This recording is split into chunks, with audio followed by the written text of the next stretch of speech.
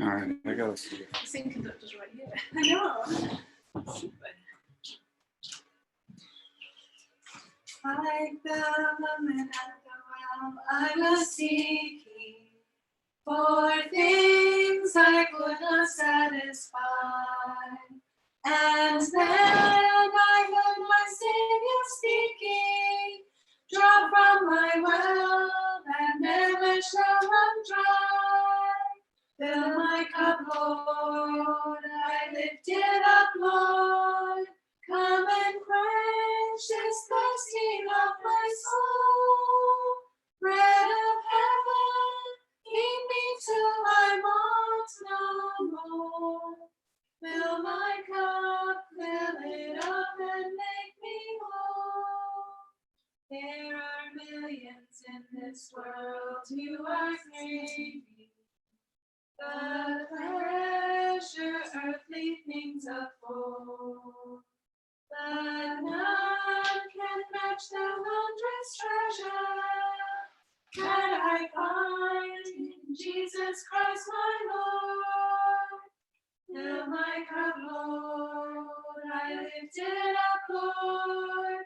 Come and quench this thirsting of my soul. Bread of heaven, feed me till I want no more. Fill my cup, fill it up and make me whole. So my children, if the things this world gave you, leave hungers that won't pass away. My blessed Lord will come and save you, if you kneel to him and humbly pray. Fill my cup, Lord, I lift it up, Lord. Come and quench this thirsting of my soul. Bread of heaven, feed me till I want no more. Fill my cup, fill it up and make me whole. Number 2, your Wi-Fi song. 4, 5, 3, 4.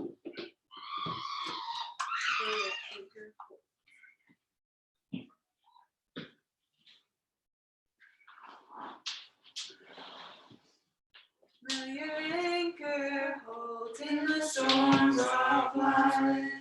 When the clouds unfold their wings of strife, when the strong tides lift and the cables strain, will your anchor drift or firm remain? We have an anchor that keeps the soul steadfast and sure while the billows roll. Fastened to the rock which cannot move, grounded firm and deep in the Savior's love. If 'tis safely moored, will the storm withstand? For 'tis well secured by the Savior's hand. And the cables pass from his heart to mine, and defy the blast through strength divine. We have an anchor that keeps the soul steadfast and sure while the billows roll. Fastened to the rock which cannot move, grounded firm and deep in the Savior's love. It will firmly hold in the straits of fear, when the breakers tell that the reef is near. Though the tempest rage and the wild winds blow, not an angry wave shall rock or blow. We have an anchor that keeps the soul steadfast and sure while the billows roll. Fastened to the rock which cannot move, grounded firm and deep in the Savior's love. It will surely hold in the floods of death. When the waters cold chill our radiant breath, on the rising tide it can never fail, while our hopes abide within the veil. We have an anchor that keeps the storm, steadfast and sure while the billows roll. Fastened to the rock which cannot move, grounded firm and deep in the Saviour's love. When our eyes behold in the dawn of light, shining gates of pearl, our harbor bright, we shall anchor fast to the heavenly shore, with the storms all past forevermore. We have an anchor that keeps us soul.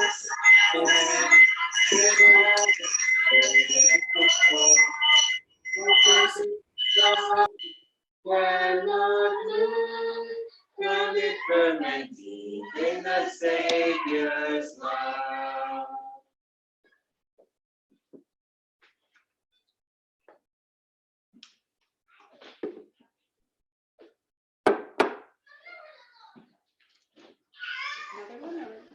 Need another song, Calvin? Need another song, or are we good? 3 seconds. The 573. Take a few seconds. Just a few seconds. It's basically right. You're just ready. Are you put it on, Terry? Next time. Next time.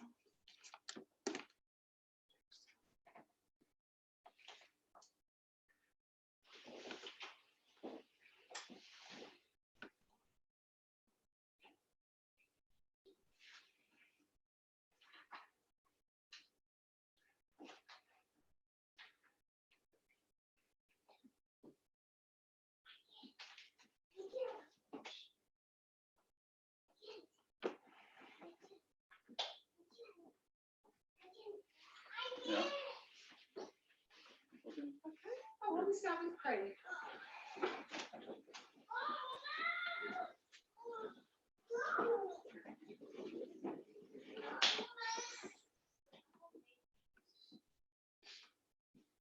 Dear Heavenly Father, we thank you again for the little rest we've just had, and the fresh air, and the opportunity that is ours. And so we ask for your presence. We claim your promises. We're very grateful, Lord, for answered prayer. We ask that you continue to be with us. We pray for those that aren't in the room at the moment, those that are working, devoting themselves to feeding us with such nutritious food. May you bless them as they prepare. And we're also mindful, Lord, that we're staring down to the hours of the Sabbath. Please help us in that preparation as well. And so as we conclude our studies here for today, may you be with us in a special way. And we thank you for the promise of that. And we ask in Jesus' name. Amen.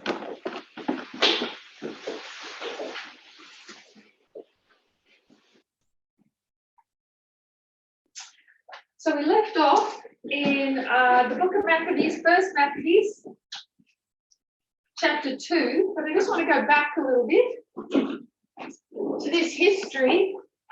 175 BC to 134 BC. I've marked that as the history of those two books, First and Second Maccabees. But you can see we just started reading First Maccabees, and it didn't start back here, did it? It didn't give us the history of Jason and Menelaus. It started here it's going to start with the revolt, or just prior. So it's the book of Second Maccabees that will give you all the intrigue about the high priest, and it goes into it with a bit of detail. It also gives a lot of detail about how Antiochus stabbed down the Jews. So there's, some stories in there that aren't pleasant or whatever, but you'll get more detail of the history prior to the revolt in Second Maccabees than you will in First. Are you all familiar with the story of the mother with the 7 sons? Yeah. Yes, so that's in Second Maccabees. So, where they killed her sons one by one, and they refused to bow down to the idol. So that's on in Second Maccabees. But yes, so the intrigues here of the vying for the high priest is all played out with more detail in that book. So we looked at First Maccabees, and we saw.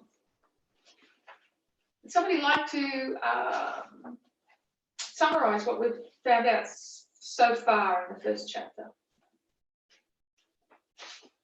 Any volunteers? What are some of the points we found out, Sister Katia?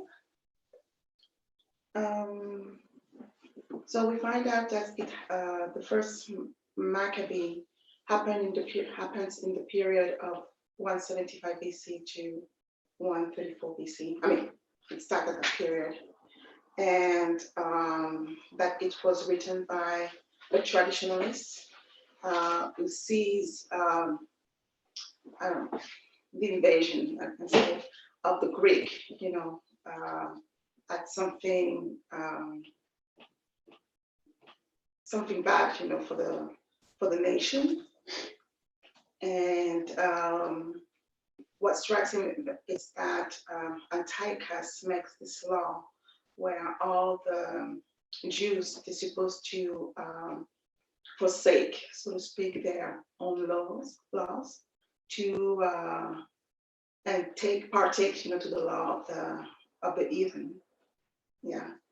And what else?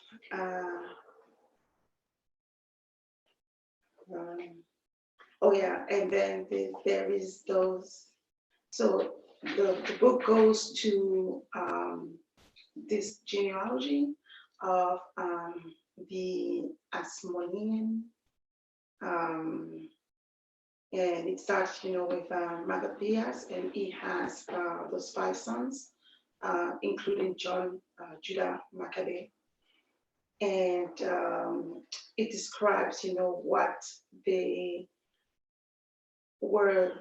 what the kings wanted them to do during that period of time, and what is the reward if they were to give up, especially to give up on their own practice and sacrifice. They would be rewarded with silver and gold. And I think we stop here. So they haven't come into the villages with a heavy hand, really. He's almost trying to bribe them to just, come on, let's just do this peacefully, guys. Just sacrifice. Yeah. Make the example for everybody here, and we'll move on. Everybody will be happy. And any other thoughts of what you got from chapter 1?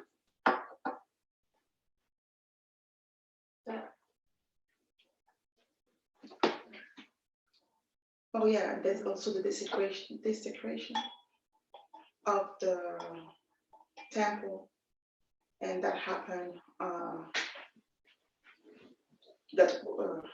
Celsius, I don't know, but that happened in what we would call, the 25th December for us, and this is what they call the desolation, the abomination of the desolation. When he desolated the temple. Okay, thank you. Very good. Okay, so then we went into chapter 2, which introduced us, as you said, to Mattathias and his sons. Actually, if you just go back, I don't think we read the end of chapter 1, which will sort of sum it up, I guess. End of chapter 1, verses 62 to 64. Brother Henry, if you could read that. I'm sorry, what verses? 62 to 64, the very end of chapter 1. Okay. So, howbeit, many in Israel were fully resolved and confirmed in themselves not to eat any unclean thing. Wherefore, the rather to die, that they might not be defiled with meat, and that they might not profane the holy covenant. So then they died, and there was very great wrath upon Israel. Thank you. So, Colin, I think you wouldn't have that on your computer, would you? Okay, on there, scroll down underneath the folders, you'll see it under A, PDF. Okay, so there are, what was the word used to describe those that were Hellenists? They were, how many? Oh, I used the word. They were many, right? So these ones that have stood up against these, against the requirements of the king, they would be how many? Many as opposed to? Not all. Yeah, few. Okay, so so few of them were resolved and confirmed in themselves. They'd made the decision before any soldiers rocked up to the village. They made the decision, we're just not going through with that, and so then they died. They were prepared to lay down their life. So here we've got Mattathias, and as Katia said, that they've almost been bribed to offer the sacrifice. Let's see what happens in verse 19. And Brother Debray, if you could read verse 19 to 22. You finding it? Okay, 2 seconds.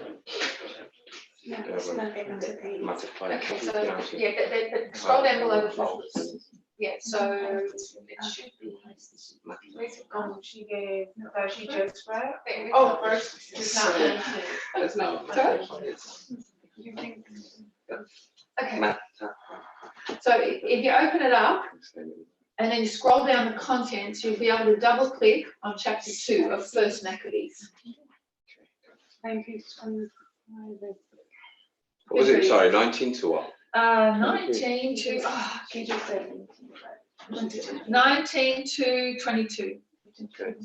Then Mattathias answered and spake with a loud voice through all the nations that are under the king's dominion, obey him, and fall away every one from the religion of their fathers, and give consent to his commandments. Yet will I and my sons and my brethren walk in the covenant of our fathers.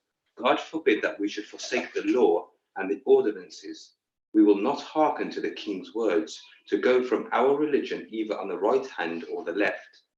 Now, is that it? Yeah, that's it. Thank you very much. So what has he said, Brother Debray? What's his response? He will continue in his own faith and not bow down to the kings. God forbid. He was one of the few that stood up and said, we'll die before we do this. And then what happens in verse 23, Sister Tiffany? Now when he had left speaking these words, there came one of the Jews in the sight of all to sacrifice on the altar which was at Modin, according to the king's commandment. Okay, so the soldier has said, first offered Mattathias, come on, you're the leader in this village, you're the one man of influence, you get the first offer, come up and sacrifice. And he says, no way, I'm not doing it. So what happens next? A Jew comes and sacrifices. A Jew. What kind of Jew? One of the Hellenists decide, oh, I'll give it a go. So he goes up and he sacrifices the pig. And then we'll see what happens. So if you could keep reading, Tiffany, verses 24. Now we're going to read 24 to 28. And I want you to look for some. Something's going wrong here again. So, quick question. Yeah. So the pig was something that they idolized? That was just an abomination to Jews. This is how. So what Antiochus is trying to do is to destroy their religion. So everybody knows dietary laws for Jews. Is it still good? So it's the ultimate thing. Is it possible Sorry? that it comes from the land? Did they even sacrifice pigs? No, it's No, camera. If you're going to sacrifice, you're not going to sacrifice the lamb. I'm going to make you sacrifice the pig. Okay. Yeah, we're going to desecrate altars. Okay. Yeah, I thought that the heathen worship the pig, so they're trying to, Yeah. yeah. And they did make them bow down to idols. I mean, the heathen weren't really even bowing down to idols. The Greeks didn't bow down to their idols so much as they just believed in the stories. They just followed the Zeus and all of that. Yes. Greekology. yes. Is it Yeah, mythology. Voting on. So we're going to read from verse 24 through to 28. And then give me a breakdown of that. Okay. Which thing when Mattathias saw, he was inflamed with zeal, and his reins trembled. Neither could he forbear to show his anger according to judgment. Wherefore he ran and slew him upon the altar. Also the king's commissioner, who compelled men to sacrifice, he killed at that time, and the altar he pulled it down. Thus dealt he zealously for the law of God, like as Phineas did unto Zambri the son of Salam.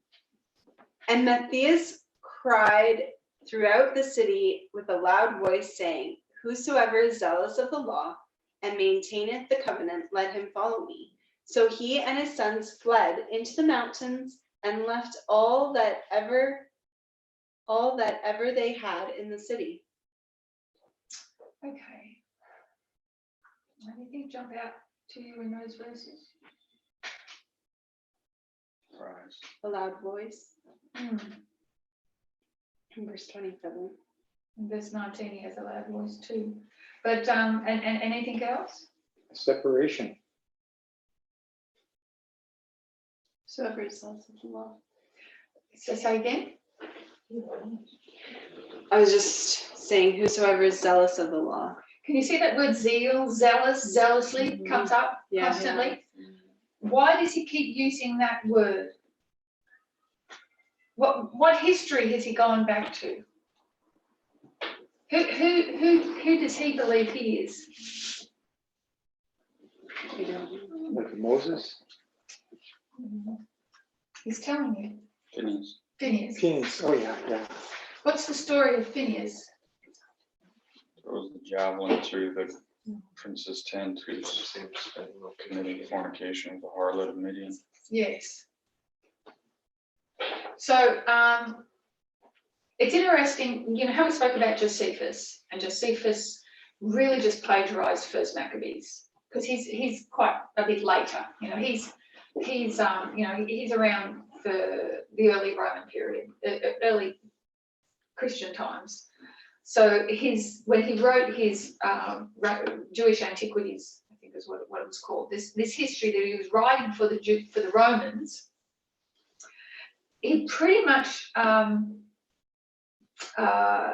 plagiarized this, but he left out that word zeal. He never put the word zeal in because he didn't want the Romans to see the zealousness of the potential zealousness of the Jews if they revolted. So he kind of downplayed this a bit. It's kind of interesting. But what I want to pick up here is that what is Mattathias doing? He's justifying his actions by taking us back to what history? And we picked it up. Phineas. Okay, so let's go back and look at that. Turn to Numbers chapter 25. That's the first place that zealous is used in.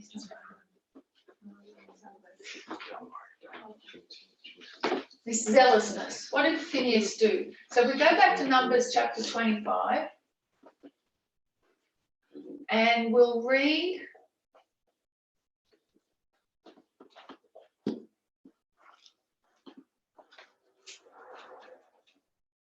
We'll read 1 to 14. It's not that big, just to get the full picture of what actually happened there.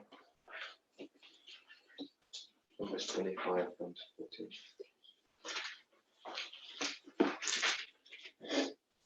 And we're up to you, Victoria.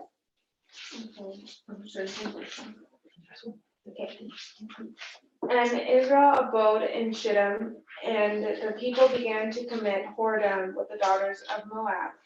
And they called the people unto the sacrifices of their gods. And the people did eat and bowed down to their gods. And Israel joined himself unto Baal-peor, and the anger of the Lord was kindled against Israel. And the Lord said unto Moses, Take all the heads of the people and hang them up before the Lord against the sun, that the fierce anger of the Lord may be turned away from Israel. And Moses said unto the judges of Israel, Slay ye every one his men that were joined unto Baal-peor. And behold, one of the children of Israel came and brought unto his brethren a Midianitish woman in the sight of Moses, and in the sight of all the congregation of the children of Israel, who were weeping before the door of the tabernacle of the congregation. And when Phinehas, the son of Eleazar, the son of Aaron, the priest, saw it, he rose up from among the congregation and took a javelin in his hand. And he went after the man of Israel into the tent and thrust both of them through, the man of Israel and the woman through her belly. So the plague was stayed from the children of Israel. And those that died in the plague were 24,000. And the Lord spake unto Moses, saying, Phinehas, the son of Eleazar, the son of Aaron, the priest, had turned my wrath away from the children of Israel, while he was zealous. Oh, sorry, because I was in a connection. Whoa, okay, so yeah, zealous for my sake among them, that I consume not the children of Israel in my jealousy.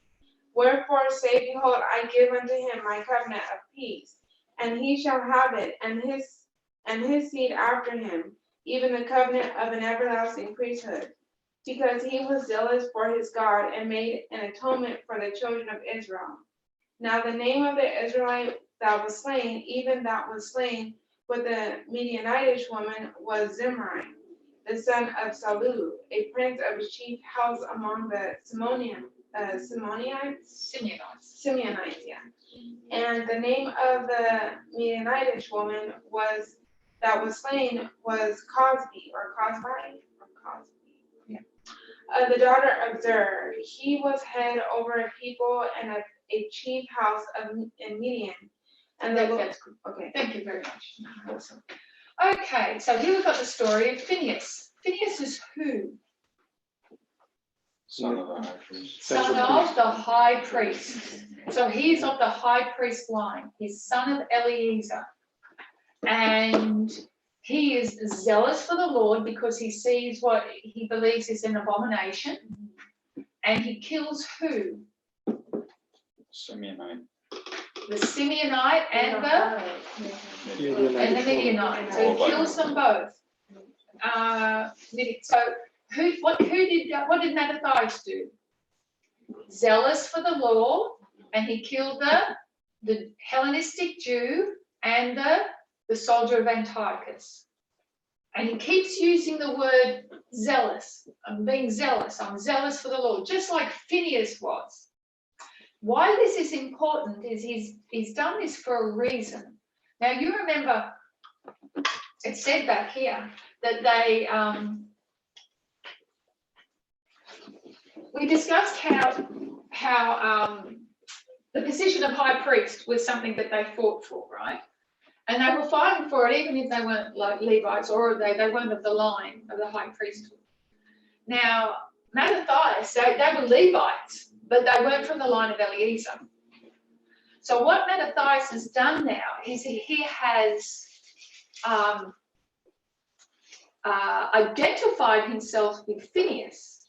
Phinehas being On the line. on the line, and so what has he done? He said, we're Phinehas, look what we've done. I'm making an application. He wasn't literally of that line. It's changing the line. He's changing that line. And that's going to affect what's going to happen in this history.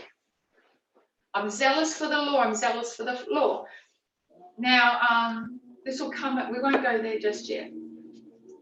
So, Do you know what year that is that he did that? yeah, 167 BC. Okay, so what connection has he got with Jason and Menelaus? No, that's all happening in Jerusalem. So he's outside. He's in Modin. So they're still fighting Jerusalem. Those two are still alive. They're still there. Yeah, they're not fighting anymore. Antiochus put his foot down on Jerusalem. I think Jason is, no, Menelaus is back. They swapped a bit. If you want the full horrible history of that, Second Maccabees. So we haven't gone into all the details of that. They just poured it out. Who's high priest at this point? That's right. So I think it's Menelaus at this point. And of course, I mean, he's not popular, is he? So what's Mattathias done?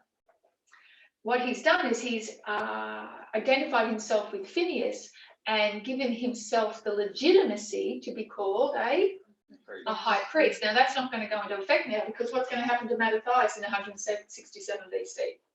He dies.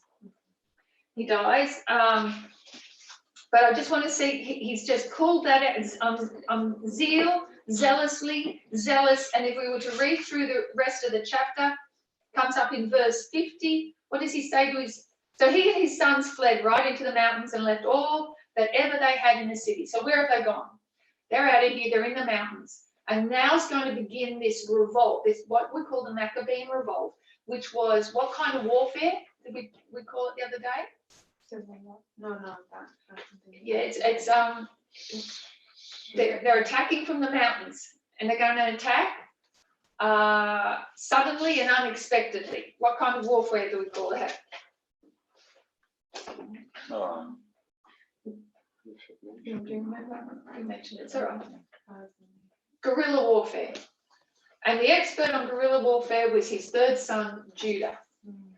So they fled into the mountains. Now we won't, and of course, they get chased, right? So if you want to read verse 32, Emma. They pursued after them a great number, and having overtaken them, they camped against them and made war against them on the Sabbath day. And so what do you think happened to them? Oh, okay, sorry. We're not reading the whole chapter. I should back up. That's not fair. So Mattathias and his sons and family, they've fled to the mountains. And then all the other traditionalists, what are they going to do? They're going to start leaving too. Okay, they've got to get out of there. So families start moving, start escaping, and they get chased. The problem is, what are they going to do on the Sabbath?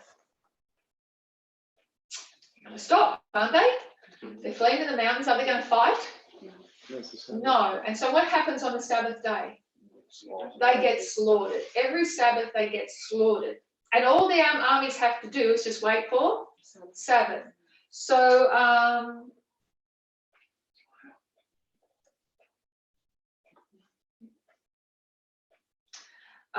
so they make a decision. If we go, I think it's verse 41. Did you read that? Okay. All that time, therefore, they decreed, saying, whosoever shall come to make battle with us on the Sabbath day, we will fight against him. Neither will we die all, as our brethren that were murdered in the secret places. Okay, so that's when they've made a decision, Sabbath or no Sabbath, we've got to fight, or we're just going to get slaughtered. And Jews have held that till today. That's why even today in Israel, it's just business as usual when you're in the army. Do you think they used Joshua for that? Yeah, I don't know. He hasn't quoted anybody. No. I think they've just used logic. Yeah, it's like, what are we going to do? I just wonder what we can make it. Yeah. Now, verse 42. And you could read that as well. We'll notice verse 42. Then came there unto him a company of Assyrians, who were mighty men of Israel, even all such as were voluntarily devoted unto the Lord. Okay, so here these Assyrians are going to come to Mattathias and his family, and they're going to offer their support. And they're voluntarily devoted unto the law. Who do you think these Assyrians are? They're the forerunner of a party that's going to come later on. Who do we know are voluntarily devoted to the law?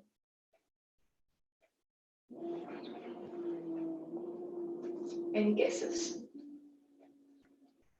What Jews are the ones that are really in the time of Christ? Pharisees. This is the forerunner of the Pharisees. These were the Assyrians. And they were the ones who started to, they came to the family and said, They came to him, and they also fled because of the persecution, and they ended up being their most staunch supporters for a while in the beginning. Now let's jump into 49. So we've noticed that they're going to fight on the Sabbath. They've got support from the Assyrians, who were kind of starting to rise up as an influential party. Now let's jump into verse 49, and we'll read 49. Let's read 49 to 60. Kathy.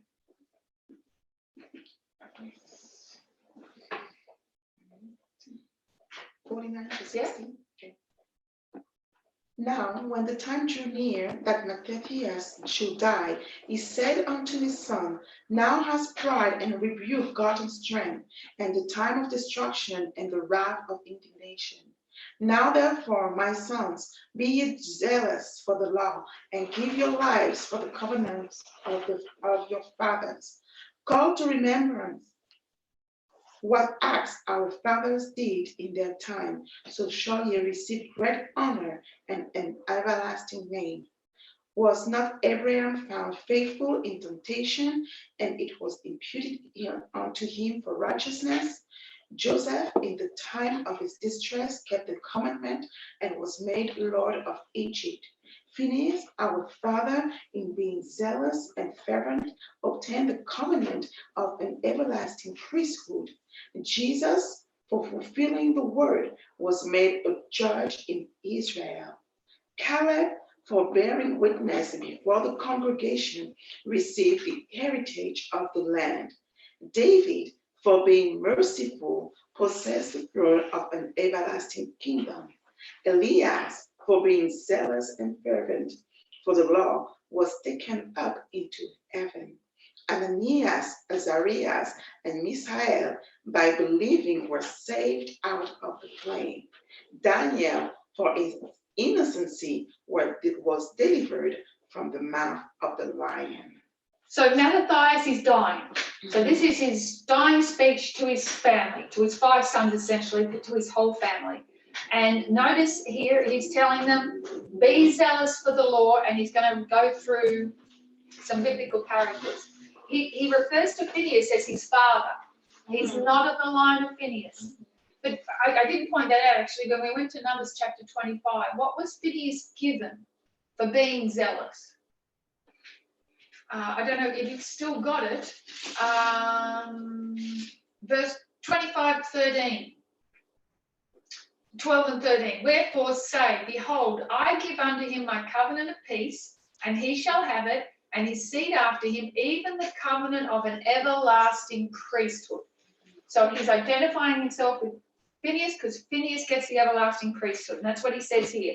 He obtained the covenant of an everlasting priesthood. And he goes through, Joshua and Caleb and the rest of them. Let's drop down to the end of his speech. We'll go 64 to 66.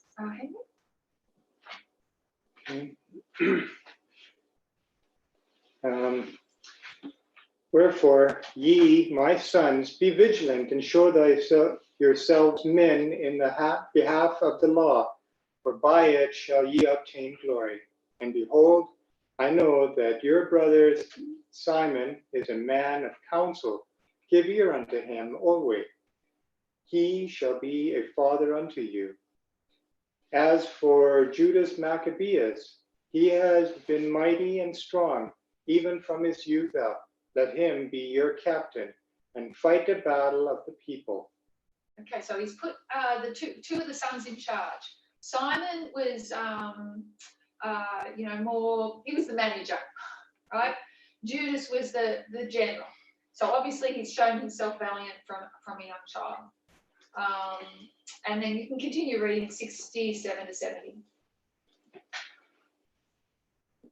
Okay, take also unto you all those that observe the law, and avenge ye the wrong of your people.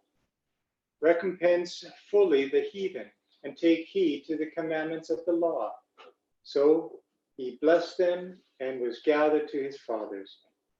And he died in the 146th year, and his sons buried him in the sepulchres of his fathers in Bolden. And all Israel made great lamentation for him. Okay, so he dies, and that's 167 BC. Now Judas is in charge. Chapter 3 says his son Judas, called Maccabeus, rose up in his stead. And then it goes on to show how valiant he was and what he did. And there's many chapters that explain the battles that took place. Antiochus sends armies down to deal with him, not many at first. They have this strategy of, running out of the mountains when they leave. Nobody fought like this at that time. They'd come out of the mountains, surprise them, do some harm, run back to the mountains, and they couldn't catch them. So they were a nuisance more than anything. This kind of writes it up as if they did a whole, they're kind of probably a bit more, sensational than maybe it was. So we're not going to read any of these chapters. So this is the start, this is the rise of the revolt. So it began with Mattathias. And what Mattathias has done is now he has linked his family in with the priesthood. I want to say Eliezer, is it? Yeah, it is Eliezer. Okay. So we might just take a further look at the family tree now. Mattathias has 5 sons. Judah is to be in control of the army. Simon is kind of the manager. What we're going to find is there's going to be battles that are going to go back and forth over a period of time, over a couple of years. Johanan dies all these sons die terrible, violent deaths. Johanan dies first rather quickly. I think Eliezer and Jonathan, they're fighting one particular battle, and they're bringing elephants, and they think, I think the king's in the elephant, on that particular elephant. Oh no, I might be conflating some stories here. Anyway, he kind of dies a heroic martyr's death trying to kill an elephant and falls on him. Jonathan, so Eliezer, Johanan dies, Eliezer dies, Judah dies. Simon eventually takes over. But before Simon takes over, the war has been going for a couple of years, and Antiochus and his generals are kind of a bit fed up with it. It only takes a couple of years for them to say, look guys, can we just stop now? Because he's trying to battle the big fish up the top. He's got trouble with Parthians and Nabateans and all sorts of people. So they offer Judah a peace treaty, and Judah takes it. Can we just cease and desist this stuff? And by the way, just go back and practice your own religion. So all those harsh, draconian laws that Antiochus the Fourth put in place, they only go for a couple of years. They eventually say, enough's enough, let's make peace, go back, take Jerusalem, play Jew. So now, who's in control? The Jew. What kind of Jew? The traditionalists. Right, now they're in control. So they're going to be still fighting, but who they're going to be fighting? Their own people. So now they've got license, because they're up in the hill country, they're in the mountains. Now where can they go? Back to Jerusalem. And what are they going to do? They're going to take hold, and they're going to take hold very strongly. So they kill people on the way, they head back to Jerusalem, and of course, what are they going to do in Jerusalem? That temple has been desecrated, so they have to cleanse the temple. So they get to the temple, the altars had pigs sacrificed on it, they've got to get rid of the statue of Zeus. They tear down that temple, take those stones way out of the city, they're not going to use those same stones. They're going to build another temple, and they're going to clean the temple. And it took them a little while to clean the temple. And then they're going to start the services. And you remember, what did Antiochus do with all the furniture? It's gone. So they've got to build a candlestick, and they build a candlestick, and it's called it's actually 9 branches. And this one is up the top.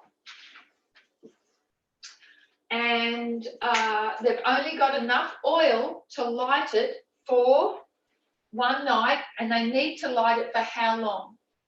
They need to light it for 8 days. They're cleansing the sanctuary. And what they're going to do is they're going to hold a second feast. It's called the second Succoth. I don't know if that's how you pronounce it. And what Succoth is it's actually the Feast of Tabernacles. And they're going to hold it on the 25th of Chislev, which is what? 25th of December, and it's exactly the anniversary of when the temple got desecrated in the first place. And so the tradition, you won't read it in Maccabees. It's Jewish tradition. It's in their Talmud. You don't read much about Judah at all in Jewish writings. But the tradition is that they only had oil, purified oil, for one night, but it burned for 8 nights. And that is the miracle of Hanukkah. That's where we get Hanukkah. Which might just seem like a silly Jewish tradition, but go to John chapter 10. You turn to John chapter 10.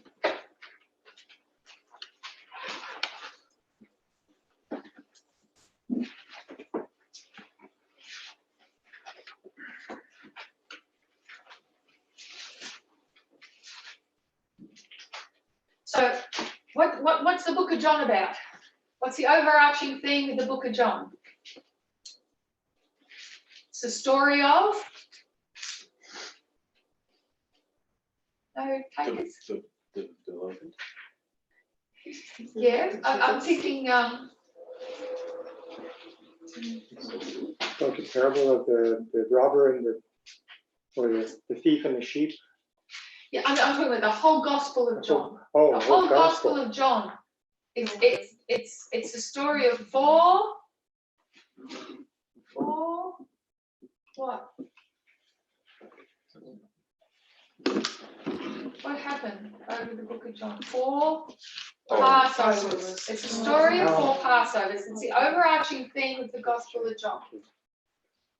So, and we looked at, it's John chapter 2, John chapter 5, John chapter 6, John chapter 13. Here we are in John chapter 10.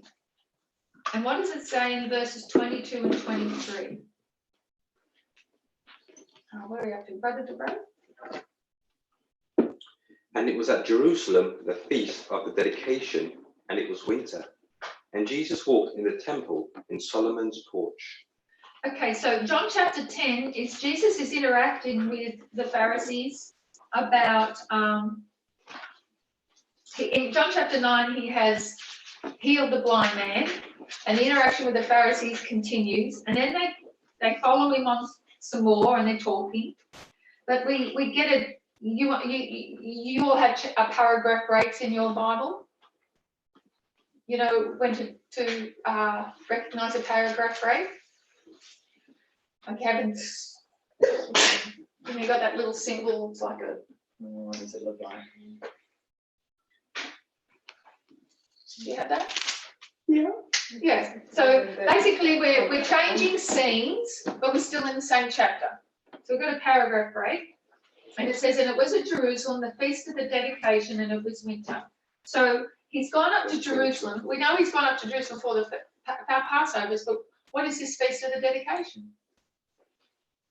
He's gone up to Jerusalem for Hanukkah. It's winter. It's the 25th of December. And he's gone up for Hanukkah. And he's walking in the temple in Solomon's porch. Notice it says the Feast of the Dedication. When's the Feast of the Dedication? Winter. And then it says, and it was winter. So that word winter means bad weather. So he's not repeating himself. He's not saying he went up at winter and it was winter. Everybody knows the Feast of the Dedication was winter. He's saying went up for Hanukkah and it was raining. And we know it's raining because he's walking in the temple in Solomon's porch. And what was the porch of what was the porch built for? Yeah, it was built for bad weather. So if it's raining, you're going to be in the porch. So I've just brought this up to show that the connection between, it's just interesting because where do we get Hanukkah from? You don't get it from the books of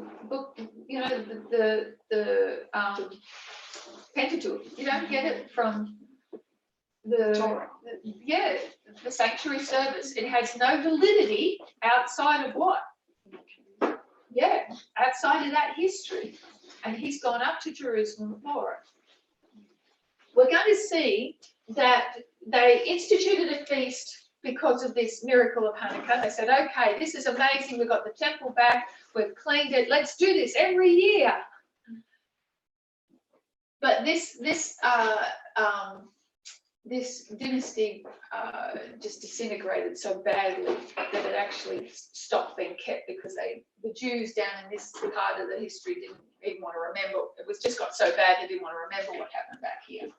But after the birth of the Messiah, when they started to get that nationalistic feeling back that the Messiah might be coming and that, we might get restored, we might get delivered, Hanukkah came back into vogue. So it went out of favour. In the time of Christ, it starts being brought back into favour and people start keeping Hanukkah again. All we're doing is looking at history and making connections. I don't know how to make application of that, but Jewish people would say that we should be keeping Hanukkah because Jesus kept it. So, and I'm not saying we should be keeping Hanukkah, but he obviously went up to the temple for that feast. So that's the story of Hanukkah and the miracle there. Any questions? Does he go for the feast or go where the people are? Good question. And I think if we were to go to look into John chapter 10 and the message that he gave, the message of Hanukkah, which we won't do now, that would be another study. He's repeating and enlarging on his, how we were discussing yesterday. The parables in John are very different to the parables in the other synoptic gospels. The other gospels is, the kingdom of heaven is like, the kingdom of heaven is as a man. Seems a bit more direct as well, doesn't it? I am the door, I am the shepherd. Yeah, so when we talk about, what's the word? Similitudes. There are two types. We're going back to our English grammar days. Everybody loves English grammar. This is fun. What two types of similitudes have we got? We have synonyms and, the other one? Homophones is different because they're two different words. Yeah. Yeah. But you're on the right track. What's the word?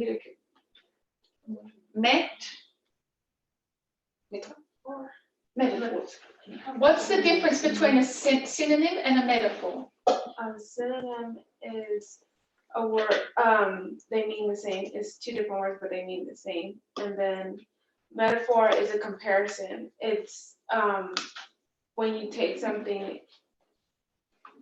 No, metaphor is more of a comparison because it's using the words like and as when you're using a metaphor.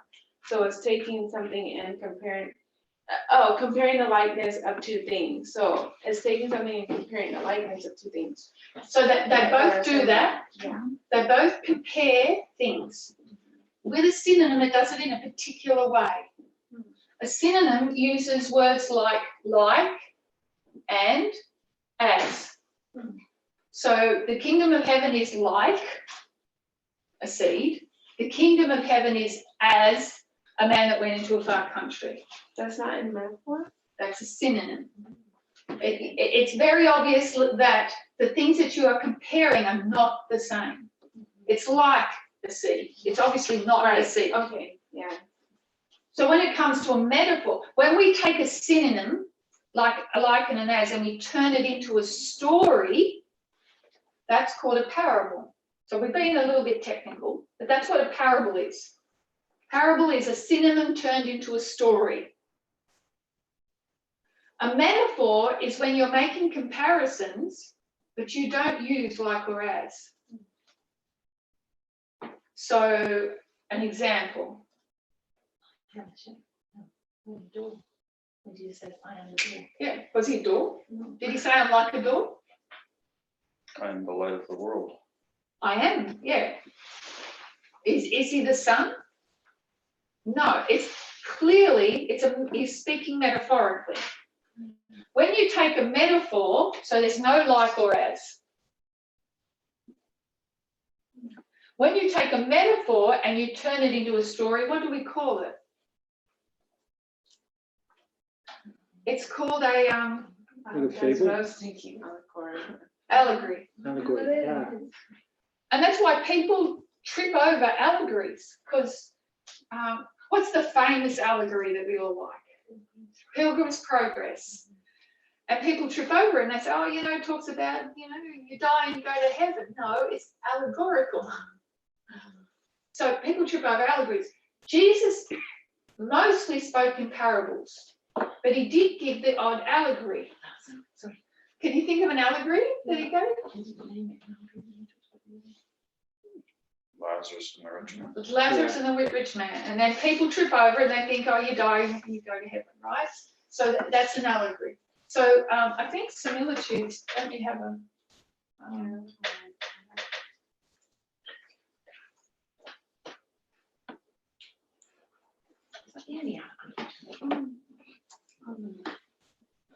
Hosea 12:10. Hosea 12:10 says, I have also spoken by the prophets, and I have multiplied visions and used similitudes by the ministry of the prophets. So he speaks by the prophets, he gives visions, and he uses parables and allegories by the ministry of the prophets. So prophets use parables. Why did we go there? Why did we go there?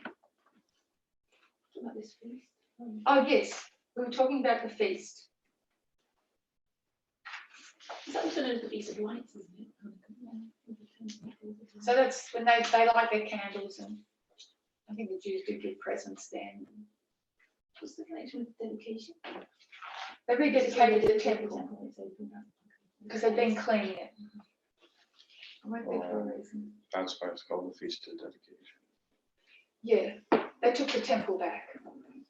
So this is right at the very beginning of this line, really. We're starting our line here at 167 BC, due to Maccabean. So.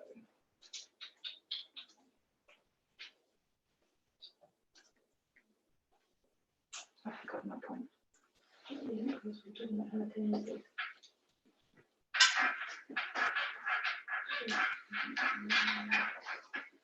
Okay, so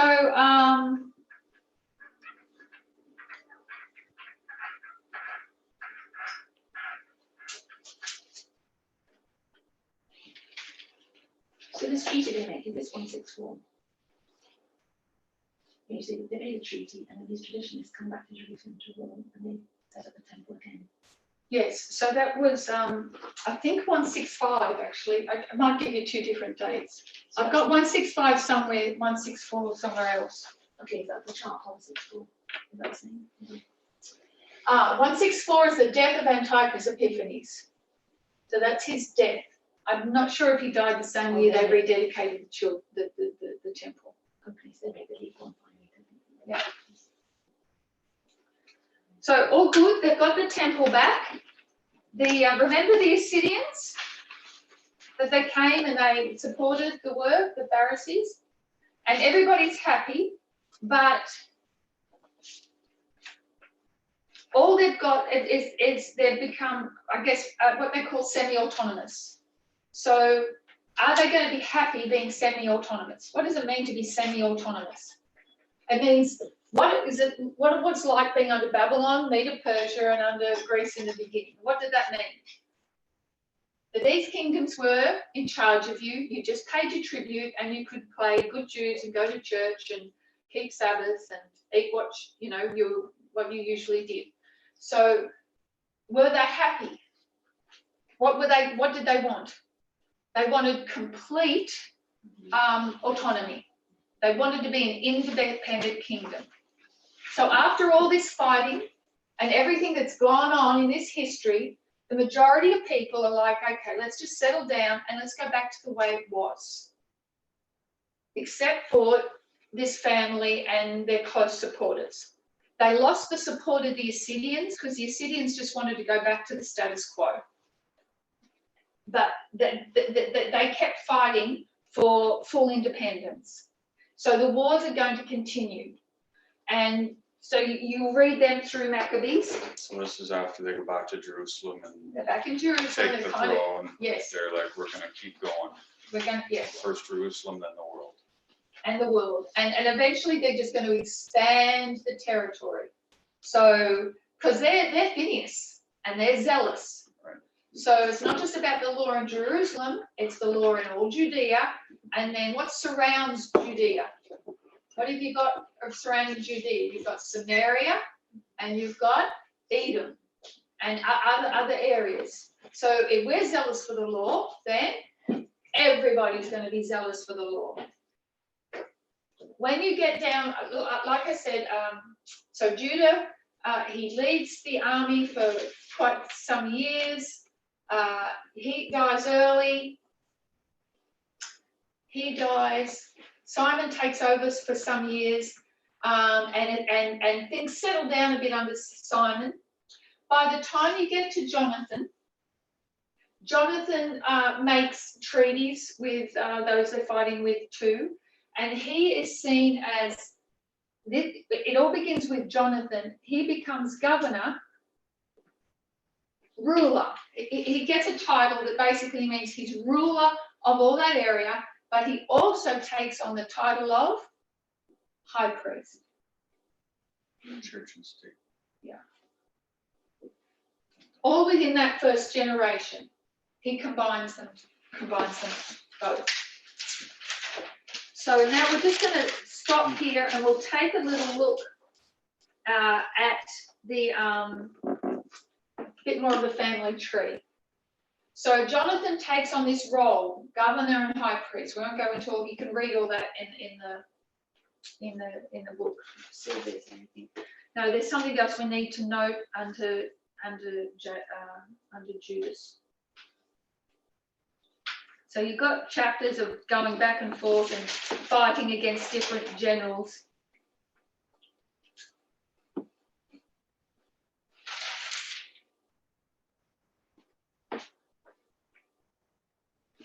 Yeah. Okay, go to chapter 8. So Judas is still alive. If you go to 1 Maccabees chapter 8.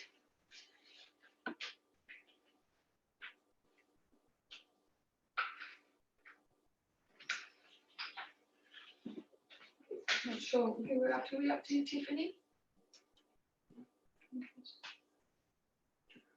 And if you read chapter 8, verses 1 to 4. Now Judas had heard of the Romans, that they were mighty and valiant men, and such as would lovingly accept all that joined themselves unto them, and make a league of amity with all that came unto them. And that they were men of great valor. It was told him also of their wars and noble acts which they had done among the Galatians, and how they had conquered them and brought them under tribute, and what they had done in the country of Spain for the winning of the mines of the silver and gold which is there, and that by their policy and patience they had conquered all the place, though it were very far from them. And the kings also that came against them from the uttermost part of the earth, till they had discomfited them and given them a great overthrow, so that the rest did give them tribute every year. Okay, and if we kept reading, that wonderful list here of how great the Romans are continues through to verse 16. So we were, how they did this and they did that, and moreover they were like this and they were like that. These Romans were mighty and valiant men, and we need to be friends with them. And so in verse 17 and 18, he sends Eupolemus, the son of John, the son of Achos, and Jason, the son of Eliezer, and he sends them to Rome to make a league of amity and confederacy with them, and to entreat them that they would take the yoke from them, for they saw that the kingdom of the Grecians did oppress Israel with servitude. Okay, so and then it goes on to explain or read out to show the covenant that they made with Rome. So this is 161 BC. So somewhere in there, okay? Somewhere in there is the League of the Romans, League of the Jews. And they found many transcripts of, I don't think they found the one with the Maccabees, but this was just something that the Romans did with everybody anyway. So it was nothing out of the ordinary for the Romans to make these leagues. But yes, this is where they made a league with the Romans. Verse 29. According to these articles, did the Romans make a covenant with the people of the Jews? And then they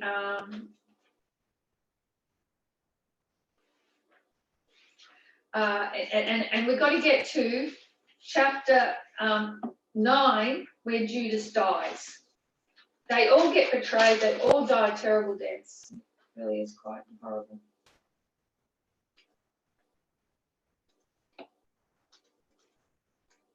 Okay, so now go to chapter 12.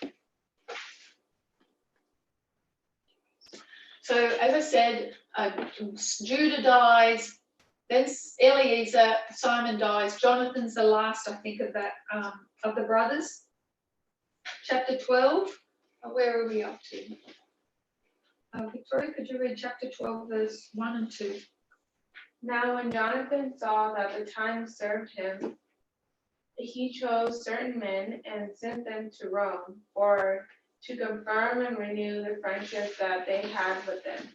He sent letters also to the Lacedaemonians. thank you, and to other places for the same purpose. So now he's going to Jonathan is going to renew the league. Judah starts it, Jonathan renews it, this league of friendship. The Romans are their friends. But then he also sends one to the Lacedaemonians. We were talking about that in the break.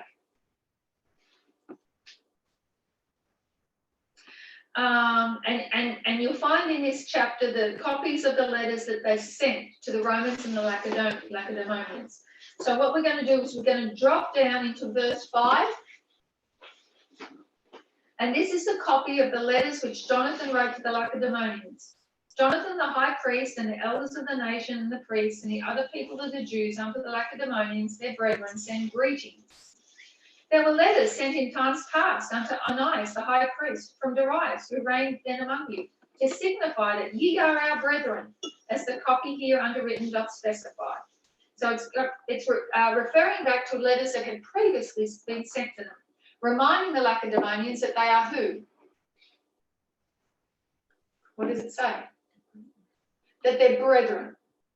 Okay, they're right. They're covenanting with the Romans because they're our friends. They want to make a league with the Lacedaemonians because they're our brethren. And even if you go over to, if you go over to verse 19, the Lacedaemonians write back. And they say, and this is the copy of the letters which Onias, sent Arius, king of the Lacedaemonians, to Ananias the high priest, greeting.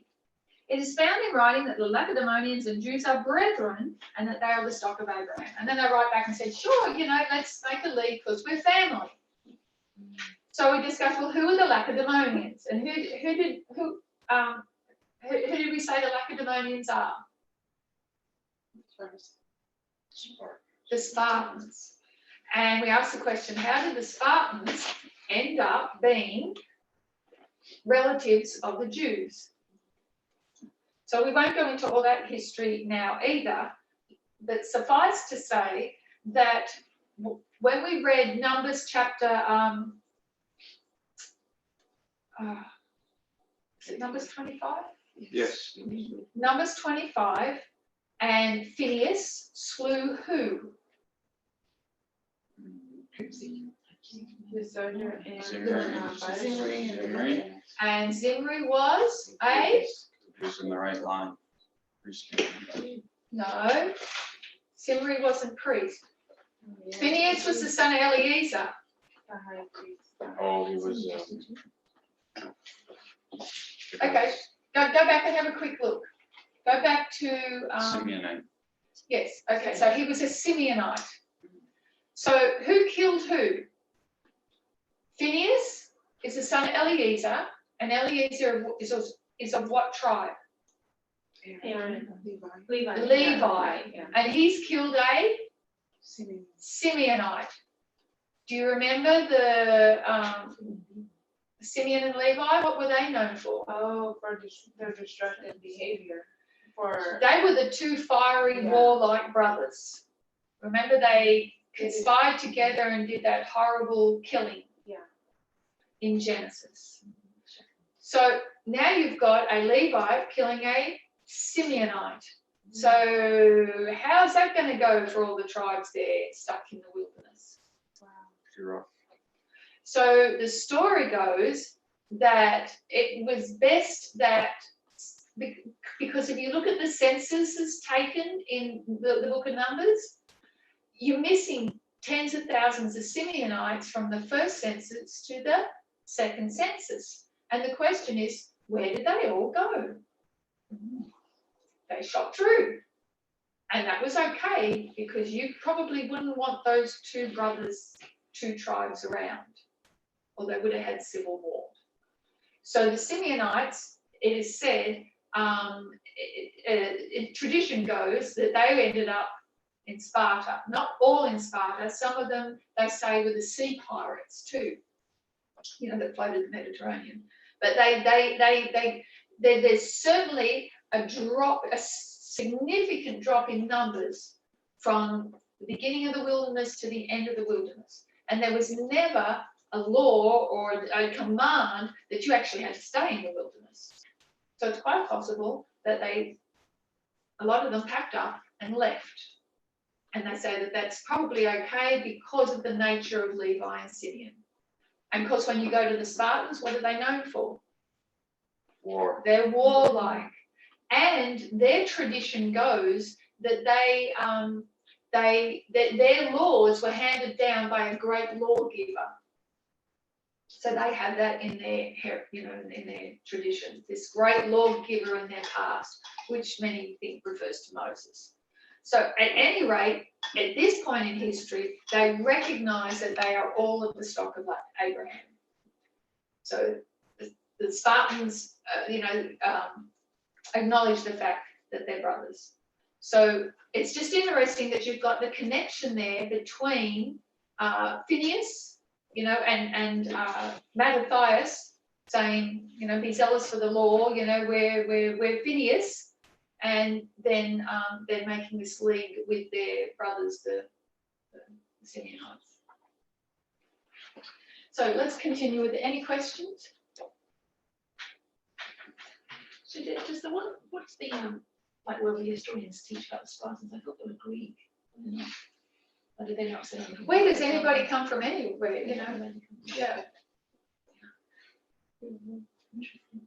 Okay, so So I do have one question. Yeah. So who was the high priest then at this point in time? Was it Onias or was it that of Jonathan? Jonathan. Jonathan's taken that, Onias probably died, Jonathan's taken over and he's been high priest. Because, okay, so Onias had died, even though that the letter had gone to Onias. There's many Oniases. So that's a Okay. common name. So the Onias back here wouldn't be the Onias down here even. Because in verse 20, it was talking about Arius, king of the Lacedaemon. How do you ever just say that? Yeah. Yes. So they've sent To Onias, the yeah. high priest, right? You're going to see a few Jonathans. You're going to see a few Simons. You're going to, yes. Because the Onias down here was Onias number 2. So obviously before him, there was an Onias number 1. Okay. Yeah, I was just trying to understand. So that's actually going back again just to the letter which was addressed to the high priest at that time. Yes. So that's Jonathan. So at some stage here, In verse 1, it was talking he about dies, and let's see if we can third. put our finger on it. First 2, he was high priest. Actually, even it says here, although if you go to chapter 14, 14. well, actually, even I'm just going to pick up a couple of interesting things here. If you go to chapter 14, chapter 14 is the death of Simon. And if you go to 14:16, it says, now when it was heard at Rome and as far as Sparta that Jonathan was dead, they were very sorry. But as soon as they heard that his brother Simon was made high priest in his stead and ruled the country and the cities therein, they wrote unto him in paper of brass to renew the friendship and league which they had made with Judas and Jonathan his brethren. So, so here, the Lacedaemonians are called Sparta anyway in that passage. But if you go over to verse 41, also that the Jews and priests were well pleased that Simon should be their governor and high priest forever, because remember it's an everlasting priesthood. Ever, and then what does it say? Until there should arise a faithful prophet. Because what's the problem? Should Simon have been their governor and high priest? No.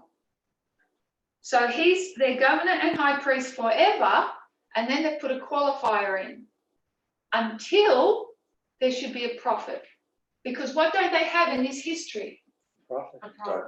Darkness. So they've got no prophet from Malachi, and they're waiting for a prophet. So they're saying, look, we know it's not right. We know we shouldn't be high priest, but we're just going to be high priest forever, but until there's a prophet. Moreover, that he should be their captain and should take charge of the sanctuary, to set them over their works and over the country and over the armor and over the fortresses, that I say he should take charge of the sanctuary. So I guess out of all this today, if we can just, our takeaway is that it's taken one generation for them to achieve what? And you said it earlier, church and state. So this great rebellion and revolt that was to give them independence, we can see clearly that it was not of God, and that God, they're seeking autonomy, they're seeking total independence, but they're going about it the wrong way.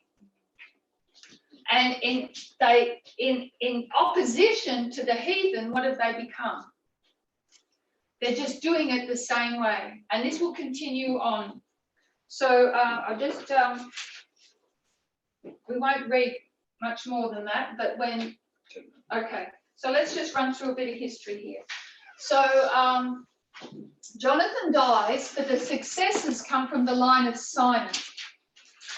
And here we've got John Hyrcanus, and he's a name you should probably Google. He's Hyrcanus the first. Interesting. He had 3 children, Mattathias, so Mattathias the second, I guess. And then and another Judah. Okay, but the line's going to come down through John Hyrcanus the first. And what John Hyrcanus does is he also takes on the role of governor and high priest, but he is staunch Hellenist. So we've taken 2 generations to do away with any of this original reasoning for rebellion. And we've got John Hyrcanus the first. But what Hyrcanus starts to doing is expanding the territory. So we're going to have, if we're going to have a kingdom, then we need expansion. And it's under John Hyrcanus the first that they take Samaria and Edom. And what do they do? What did they do with the Samaritans? Remember the story of the woman at the well? What did the Samaritans have? Temple. A temple. This is when they go and destroy the temple in Samaria.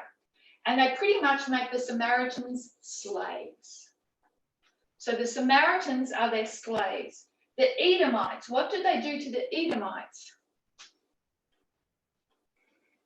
They forced them to become Jews. If you want to stay in your homes, if you want to live where you're living, then you have to become Jews, and they forced circumcision on them.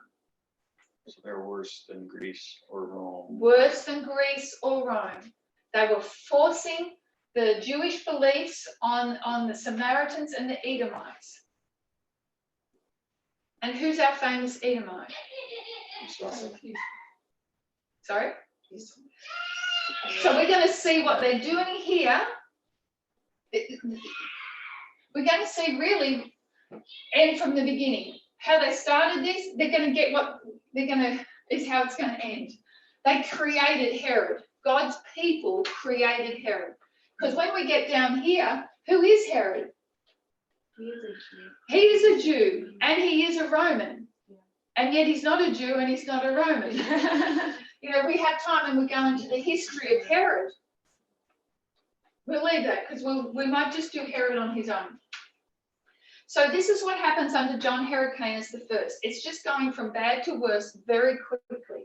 John Hyrcanus dies and he has 4 sons. He married and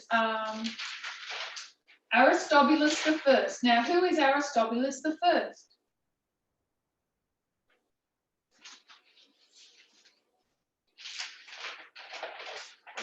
Who is Aristobulus the first? Why is he important to us?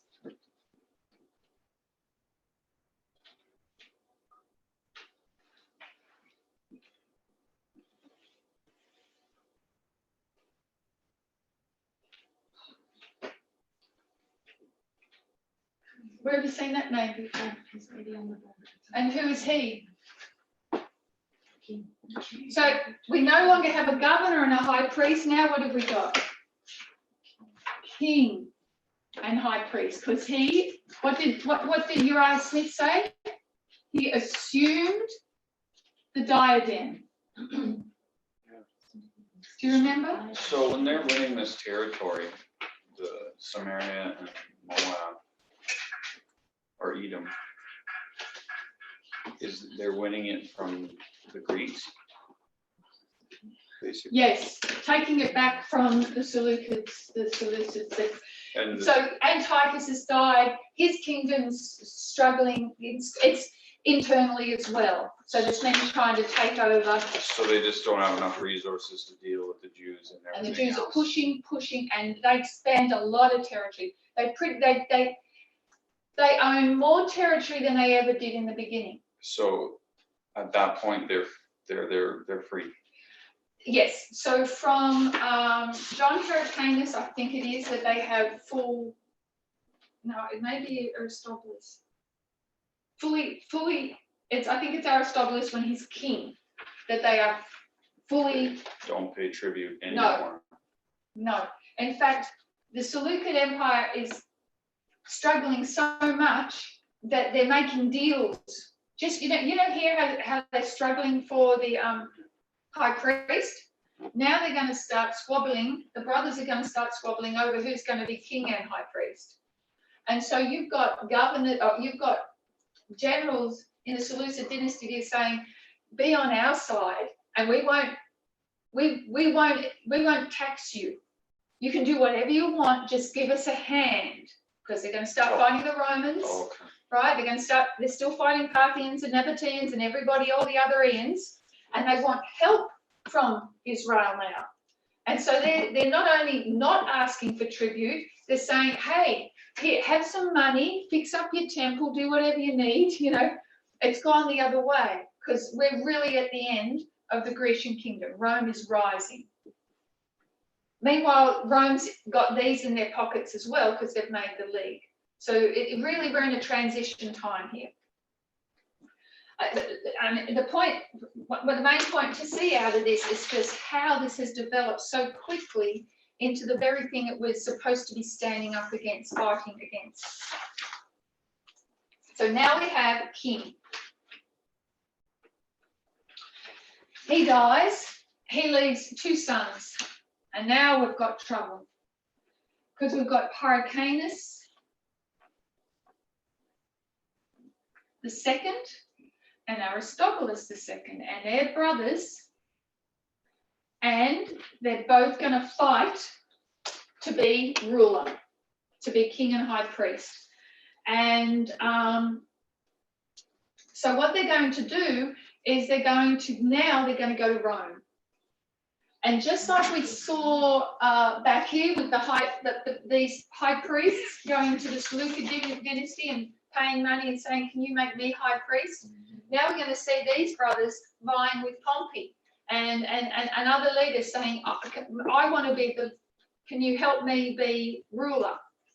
So we've really seen a very quick degeneration here. What happens is Aristobulus is the better ruler. He's more liked by the people. He's a good military leader.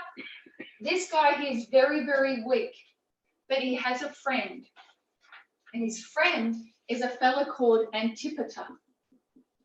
And Antipater is an Edomite who's been forced to convert to Judaism. And Antipater, he's wily, and he says, I can take control of this kingdom. All I need is to align myself with Hyrcanus, because he's weak. And I'll help him. I will be his advisor. And remember, he's an Edomite that has forced conversion. So all this history is very interesting as he works with Hyrcanus to put him on the throne and works with the Romans. And this goes on, I mean, one of them even bites off the other's ear. Because if you can't be high priest if you're deformed. Right? So he actually bites off his brother's ear so he can't be high priest. It gets pretty bad. Who's Antipater? This squabbles out for quite a while. Pompey has to come in, and now Pompey's this is where Judea is made a Roman province. Rome has to step in and take control of the whole mess. And then they don't settle down, they keep fighting, and it gets to the point where he's now got to come in and totally take control of Jerusalem. So that's a very quick, that's 30 years of history, but this is just a mess of going back and forth and people squabbling over rulership. It seems like that's a repeat of history. That's exactly kind of what happened when Antiochus had to come in and squash the civil war between. Yes. Yeah, them two. It's just except that this was more about the leadership here was over the priesthood. Yeah. Now it's over who's king. Yeah. Now if somebody's got to place you as king, then who's really in control? Somebody. Yeah, so Rome is really taking control of this situation. But the wily fellow, the tail, the one that's really working behind the scenes is this fellow called Antipater. And he ends up, because this guy is so weak, he's the one who actually ends up in control of Judah, and he is a Edomite. And when he dies, he has 2 sons. One's called Phallius, and the other's called Herod. That would be Antipater. No, that's not Herod Antipas, is it? I don't know. Is that There's about 4 Herods. Oh yes, well that's where he comes from. Yes, after great granddad or whoever, great great granddad or grandpa or whatever. So I guess it really, it's a lesson in, how things can come back and bite you. So this fella, he's really interesting, Antipater, because he's just playing the Jews for all they're worth. At the same time, he gets really good and friendly with Pompey, and then really friendly with Julius Caesar. And then he is able to divide, the Romans come in and say, you know what, you take over this whole area. And so what he does is he places one son in the north and one son in the south. It was Herod that had the jurisdiction that was Jerusalem, and it was his old other brother that has the jurisdiction in the north. And the New Testament says that, like, it tells us about the different prophets. That's interesting how that history, how we get that in the Bible, that history, that part. Yeah, so, we think, oh, wow, what a wicked, wicked man. Who made him? We did. We created him by forcing the Edomites into conversion. So this whole history is just horrible, actually. Why are we studying it? We're studying it because somehow it's a counterfeit reform line. It's exactly what they wanted to do with Jesus. Why did we go here? It's because just before the close of probation, what were the disciples wanting? To make Israel great again. And when did Israel look great? Back here, when they took independence, when they became so what happens is history gets forgotten. I know we've got to finish, but it started off well.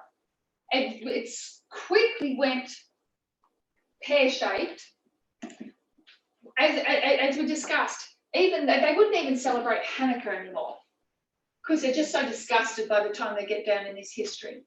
But post 4 BC, and you get up towards 20 BC or whatever, and everybody's getting a bit excited again. And you've kind of forgotten how bad it was not all that long ago.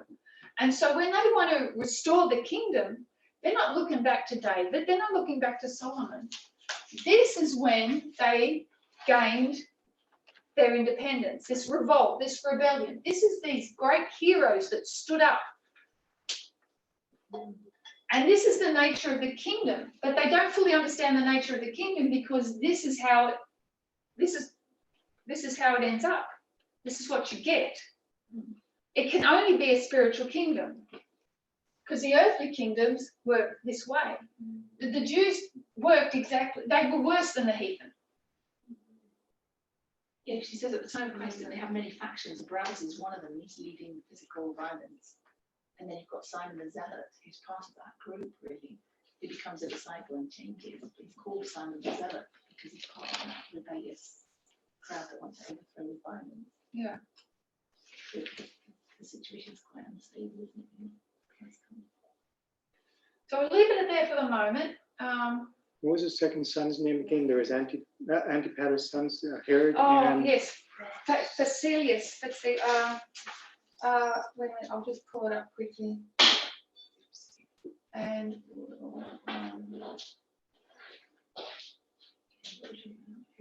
we'll if we have time, we'll go in Herod. They're his kids.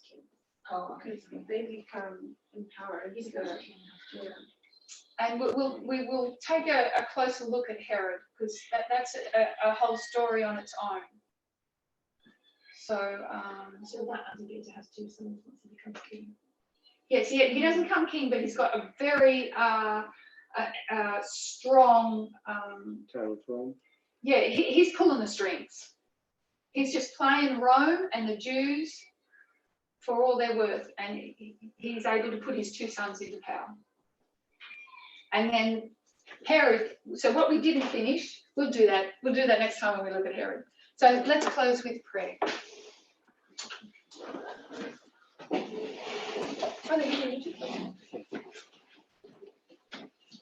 Our dear precious Heavenly Father, we just want to thank you for this time that we can take a look into history and and see the things that have taken place in the past, where we can also recognize the things that are also taking place in the present. And we just pray, Lord, that we can learn all these different lessons and that they will be beneficial to each one of us. But most of all, we just want to keep our eyes lifted up to you, because you have the true path unto salvation. And we just want to thank you for hearing and answering our prayer in Jesus' name. Amen.